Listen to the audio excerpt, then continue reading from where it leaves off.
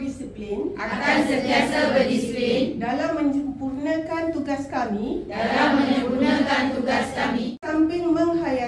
di samping menghayati nilai-nilai budaya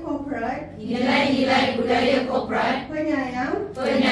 Kami akan berkhidmat seberapa yang terdaya untuk meningkatkan taraf profesionalisme kami. From the deepest of my heart, saya ingin mengucapkan terima kasih di atas segala pengorbanan, servis yang telah anda berikan kepada hospital ini, seterusnya pada masyarakat Negeri Melaka. Terima kasih kepada anda semua. Assalamualaikum warahmatullahi wabarakatuh.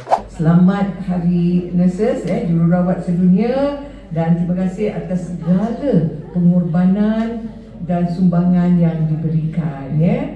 Putra Special Hospital sentiasa di hati.